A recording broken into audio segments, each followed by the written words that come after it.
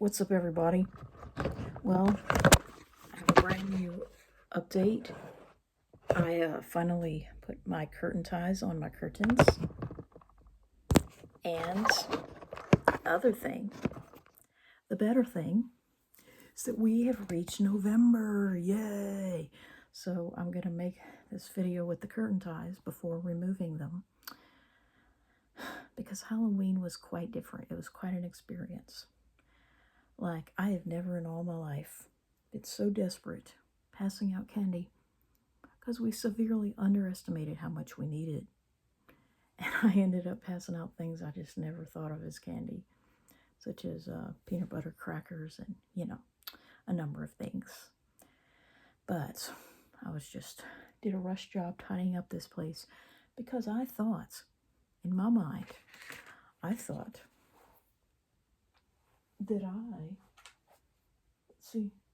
I was going to use that moon lamp and I was going to create a glow. And I was going to have this room like a blue or purple to make it mysterious.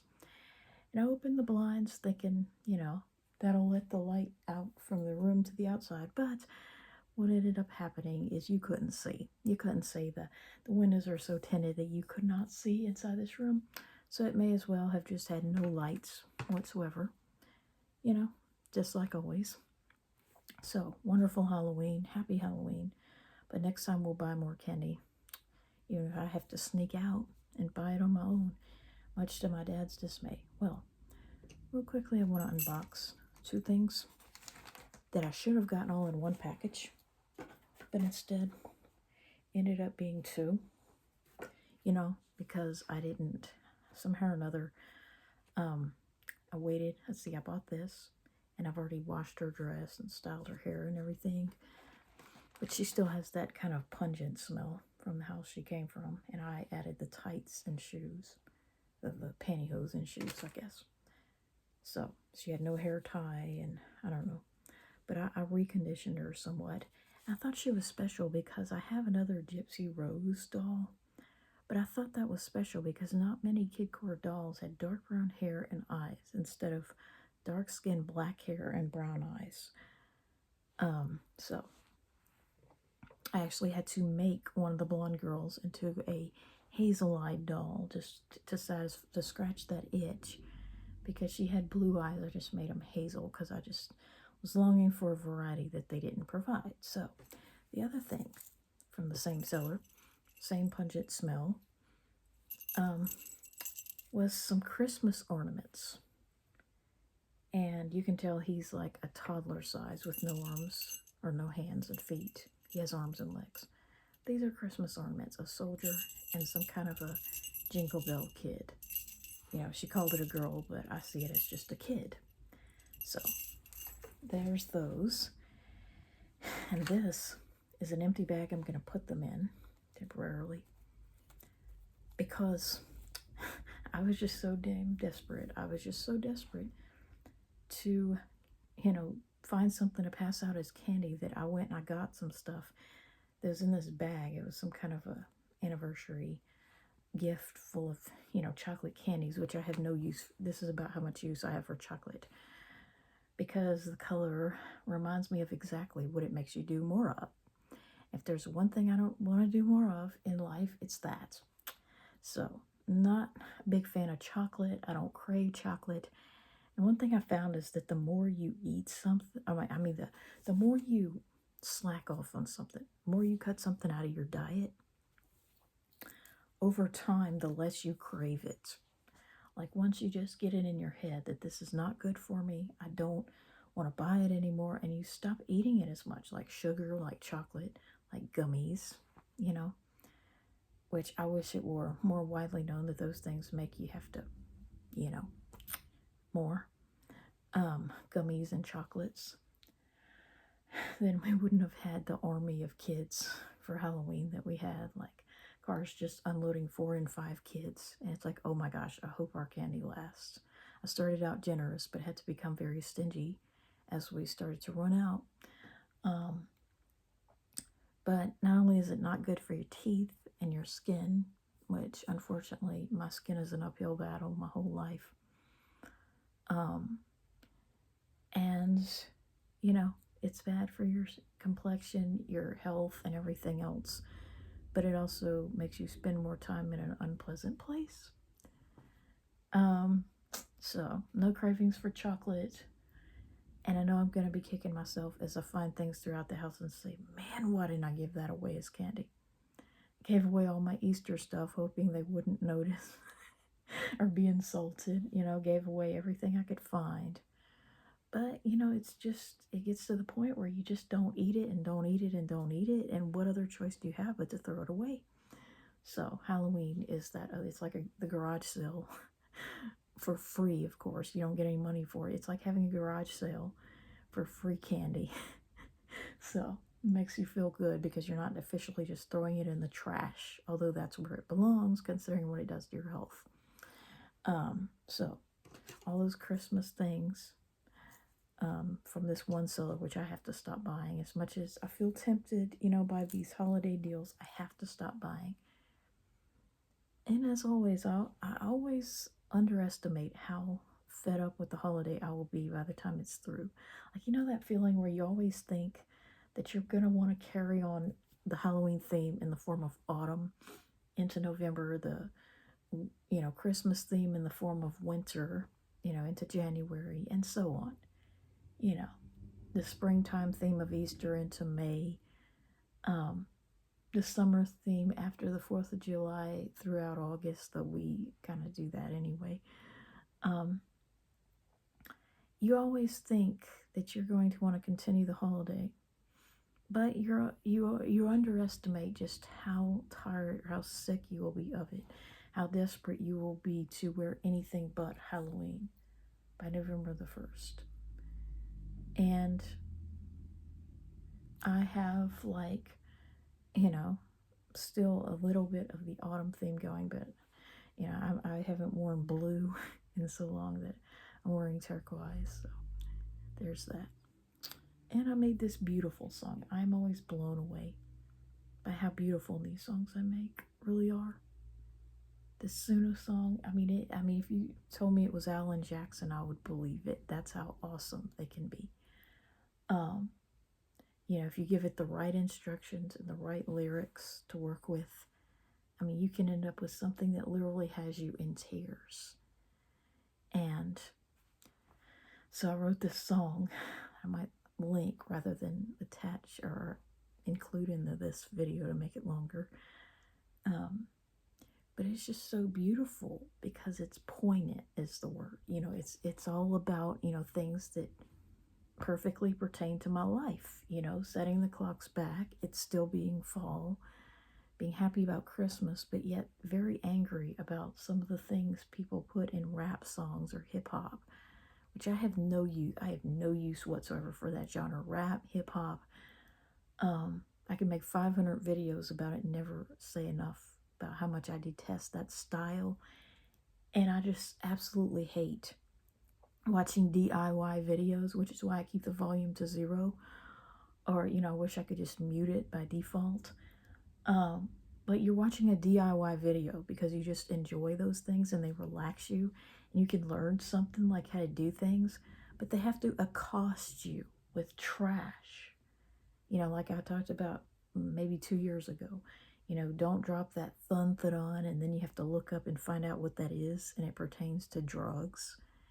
Or, the pretty girls walk like this. And, I just do not want to watch a video of someone cleaning their bathroom or painting their wall or, doing a mundane everyday task that, should be fun and relaxing, to learn how to do or watch someone do. But then you have to be accosted by stupid hip hop music that teaches you things you wish you didn't know. You know what I'm saying? About drugs, about sex, about things that, are popular subjects in the hip hop community. But it's just something that you really just, I just much prefer the covert, euphemistic language of country music, and love written in the stars and, beautiful transcendental writings, as opposed to just bitches and hoes and drugs and sex and just in your face. I just detest that, I hate it. You know, they may see it as a more masculine alternative, but I see it as trash, you know? And I see no reason to look to an inferior culture to express myself or, you know, get inspiration because it's not inspiring. It's trash that I want to mute. You know, I would much rather silence the entire video and re-upload it with Beethoven or Mozart set as the background. Though of course I'm not going to do that, but I think that would be an improvement if they did that. You know, just take any classical song instead of whatever they had with it, whatever hip hop trash they had, and it would improve it 110%.